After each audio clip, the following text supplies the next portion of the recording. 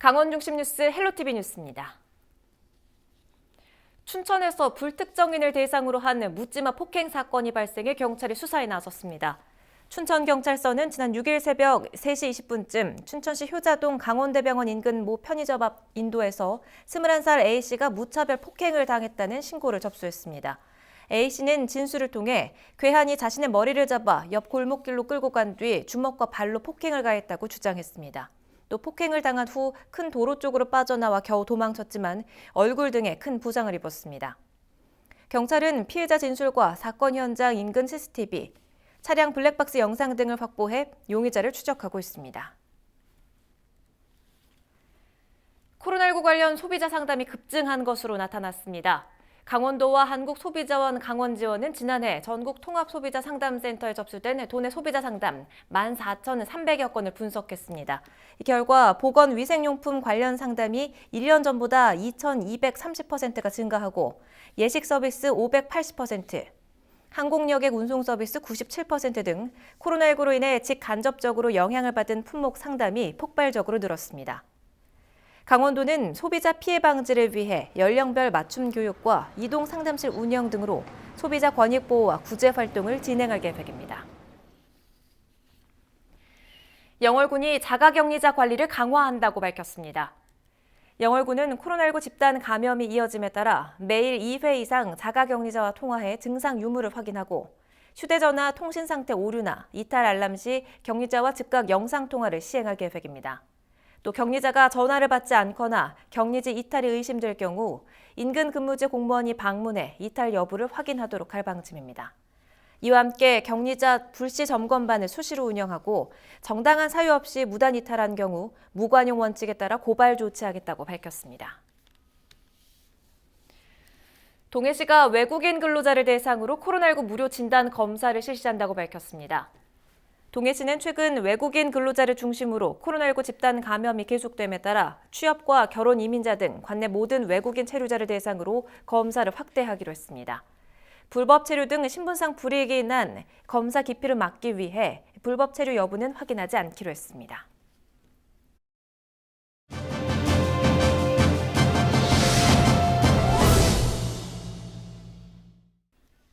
강릉 시민축구단이 본격 출범하고 활동에 들어갔습니다. 시민축구단은 앞으로 K3 리그에 참여하면서 10년 내 강릉을 대표하는 축구단으로 도약하겠다는 각오도 밝혔는데요.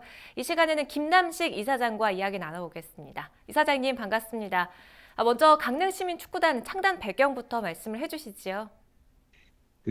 창단 배경은 이제 대한축구협회에서 추진하는 이제 프로리그 완전 리그제 K1에서 K7까지 이제 승강제 도입을 위해서 이제 종전의 내셔널 리그로 저희 강릉시청이 참가를 했는데 앞으로 내셔널 리그가 없어지고 이제 K1, 2, 3, 4에서 저희들은 K3로 자격이 이제 주어져 가지고 그 시청 구단을 승계를 받아 K3로 출전하게 됐는데, 이제는 시청에서 이제 지방자치단체에서 운영이 안 되고 별도 법인을 이제 설립해야 또 리그 참여가 가능하기 때문에 강릉 시민구단이라는 게 작년부터 준비해가지고 이제 올해 출범하게 됐죠. 네, 이야기해 주신 것처럼 K3 리그부터 준비를 하게 될 텐데 이번 시즌 목표는 어떻게 됩니까?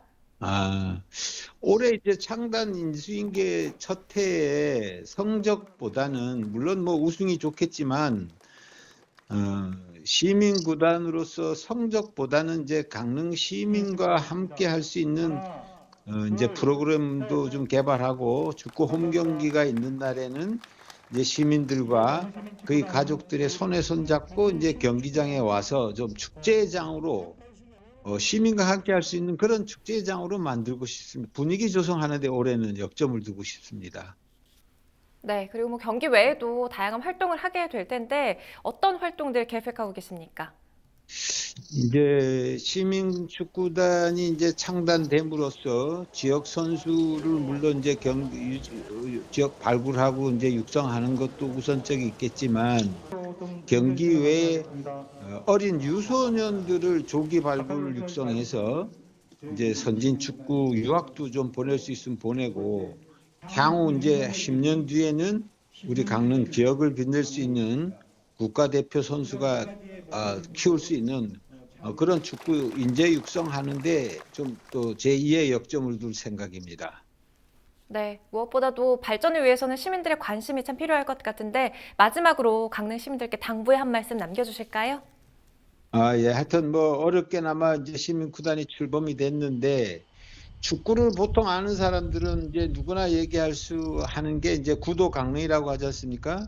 그래서 전국에 이렇게 초중고대 일반 프로가 있는 지방자치단체가 몇 군데 안 돼요. 그래서 이번 강릉 시민구단이 출범함으로써 강릉 시민들이 적극 참여해서 이제 매 경기마다 또 응원도 좀 부탁드리고 유소년을 육성하는데 뜻도 좀 같이 해주셔서 축구하면 강릉이라는 이런 블렌딩 조성을 하는데 시민들의 적극적인 참여를 부탁 말씀드리겠습니다. 잘 알겠습니다. 말씀 여기까지 듣겠습니다. 김남식 이사장과 이야기 나눠봤습니다.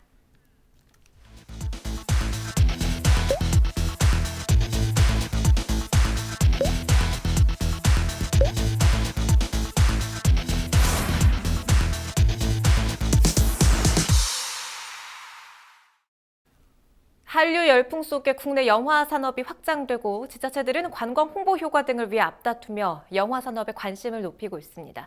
영화 특별시 도약을 선포한 춘천시도 대규모 영화 촬영소를 조성하는 등 영화 산업을 미래 성장 동력으로 삼겠다고 나섰는데요.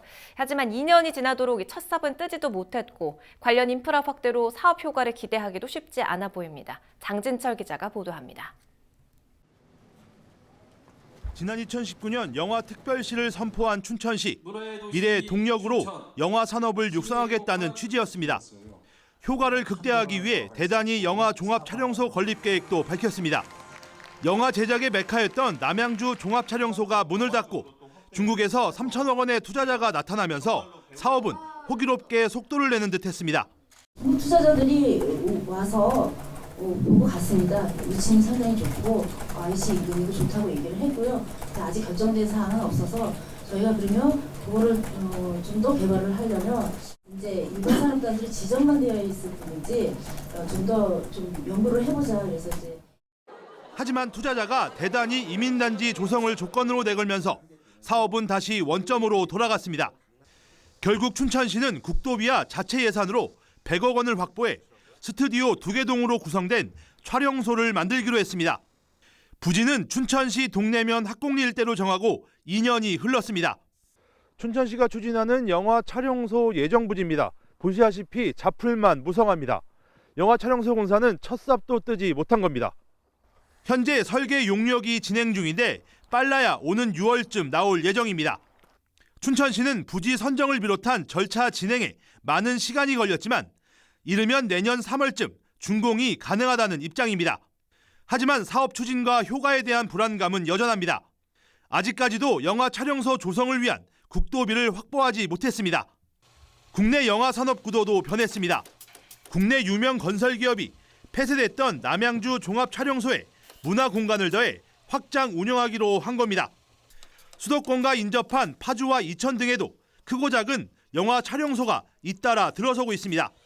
1순위가 뭐 당연히 서울에 제일 가까운데 먼저 이렇게 뽑아가는데 남양주도 있고 이제 방금 파주도 있는데 이제 춘천까지도 뭐 한 3순위 안에 들어올 거예요. 배우들도 춘천 정도면 출퇴근하는 사람들도 꽤 많아요. 그거를 버릴 이유가 없는데 없으니까 못 온 건 되게 안타까운 일이죠. 저는 춘천 바로 만들어질 거라고 막 들었는데 또 그게 좀 안타깝긴 했습니다. 춘천시는 영화 특별시로 거듭나겠다며 지난 2019년 영화를 유치하고 제작을 지원하기 위해 영상위원회와 지원센터까지 만들어 매년 수억 원의 예산을 쏟아붓고 있습니다. 헬로티비 뉴스 장진철입니다. 헬로티비 뉴스에서는 영월에 추진되는 산업 폐기물 매립장 조성을 둘러싸고 지역 내 논란이 일고 있다는 소식 전해드린 적이 있는데요. 최근 매립장이 들어서기로 한 예정 부지 인근 하천에서 녹색 시료가 흘러나와 또다시 소동이 빚어졌습니다. 인체에 유해한 성분은 검출되지 않았지만 주민들은 침출수 유출을 우려하며 사업 반대에 목소리를 높이고 있습니다. 김선화 기자가 취재했습니다. 영월 서강의 지류인 쌍용천입니다. 물 색깔이 마치 물감을 풀어놓은 듯 형광빛의 녹색을 띠고 있습니다. 녹색물이 흘러나온 곳은 바로 하천 인근 산업 폐기물 매립장이 들어설 예정인 폐광산 부지입니다. 가 보니까 실제로 파란 물이 나와가지고 사람들이 보기에도 이게 뭔가 싶을 정도더라고요. 그래서 확인을 해본 결과 에서 산업 폐기물 매립장을 만드는데 그 동공이 많이 있어서 그 동공에서 쌍용총으로 오염물질이 나갈 수 있다는 그 전제에서 실험을 하는 동안에 그 물질이 나갔다는 걸 발견했거든요. 지난 1일 오후부터 흘러나온 시료는 하루를 지나 다음 날 정오까지 끊임없이 흘렀습니다. 이 녹색물이 흘러나온 곳입니다. 지금은 본래의 색깔을 되찾았는데요. 이 하천 색깔이 녹색으로 변한 게 이번이 처음이 아니라고 합니다. 이미 지난 1월 같은 장소에서 시료가 쌍용천으로 유입되면서 영월군 등 관련 기관이 수질 오염 여부 등 사실 확인에 나선 바 있습니다. 강원도 보건환경연구원 검사 결과 인체에 유해한 성분이 검출되지 않았습니다. 하지만 주민들은 매립장이 계획대로 조성될 경우 이번 상황처럼 침출수가 하천으로 흘러들어올 수 있다며 우려하고 있습니다. 사실상 그 산업 폐기물 매립장이 들어온다 그러면은 그 위험한 침실수로 인해서 주민의 어떤 그 건강과 위생이 위험한 어떤 담보물이 되기 때문에 이 사업에 대해서는 극구 반대를 하고 있는 입장입니다. 한반도 습지 등 천혜의 자연환경이 있는 청정영월의 이미지가 매립장으로 훼손될 수 있는 만큼 사업을 중단해야 한다는 목소리도 높였습니다. 업체 측은 집안 안정성을 확보하고 차수 대책을 마련하기 위해 시료 추적 시험을 실시한 것이라고 설명했습니다. 추적자 시험은 주민 여러분들의 우려를 완전히 해소하기 위해 예정부지 인근의 땅속 물기를 파악을 목적으로 실시했습니다. 앞으로는 이 해당 결과를 반영해서 더욱 안전하고 완벽한 사업장을 운영할 수 있도록 최선을 다할 것입니다. 시험 결과를 토대로 차수시설을 설치하고 안전한 매립장을 만들겠다는 입장도 고수했습니다. 이에 다음 달 주민공청회를 거친 후 환경영향평가 본안을 제출할 계획입니다. 업체가 폐기물 매립장 조성 사업을 계획대로 추진하려는 가운데 이번에 하천에 녹색 시료가 흘러들어온 것을 계기로 주민들의 반대는 더 거세질 전망입니다. 헬로티비 뉴스 김선아입니다. 강원경찰청이 고속도로 공사 구간에 대한 일제 점검에 나섭니다. 이번 점검은 8일부터 21일까지 2주간 중앙선 등 5개 노선 공사 현장 61곳에 대해 이뤄집니다. 도내 고속도로 교통사고 사망자 중 공사 구간 사망자 발생 비율은 지난 2018년에 5.2%, 2019년과 지난해에는 6%를 넘어섰습니다. 평창군이 올해 모바일 헬스케어 사업 대상자를 선착순으로 모집합니다. 대상자는 만 19세 이상 주민 중 혈압이나 공복혈등 등 만성질환 건강 위험 요인을 하나 이상 보유한 사람으로 신청을 통해 참여가 가능합니다.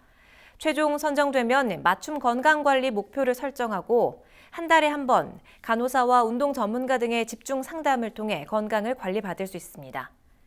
모바일 헬스케어는 모바일 기기와 앱을 활용해 건강과 신체 활동 등 전문 상담과 맞춤형 건강관리를 받을 수 있는 사업입니다. 하이원 리조트는 지역경제 활성화와 주민 상생을 도모하기 위해 고안마을호텔 18번가 SNS 인증 이벤트를 실시한다고 밝혔습니다. 고안마을호텔 18번가는 폐광촌의 빈집과 오래된 건물을 리모델링해 조성된 국내 최초의 마을 호텔로 골목을 따라 식당과 카페, 사진관 등이 모여있는 곳입니다. 하이원은 다음 달 30일까지 마을호텔 18번가를 이용한 인증사진을 개인 SNS에 해시태그 고안18번가 또는 마을호텔 18번가 등과 함께 업로드한 고객에 대해 상품권을 제공할 계획입니다. 횡성 루지 체험장이 겨울철 휴장을 마치고 12일 개장합니다. 횡성군은 올해 개장을 기념해 이달 말까지 횡성군민 50%, 전 이용객 20% 특별 할인 행사를 실시합니다. 횡성군은 지난해 옛 국도 42호선 우천면 오원리에서 안흥면 안흥리 구간 폐도로에 루지 체험장을 조성하고 군 직영으로 운영하고 있습니다. 헬로티비 강원 뉴스가 준비한 소식은 여기까지입니다. 저희는 언제나 지역민 여러분과 함께하겠습니다. 지금까지 시청해주신 여러분 고맙습니다.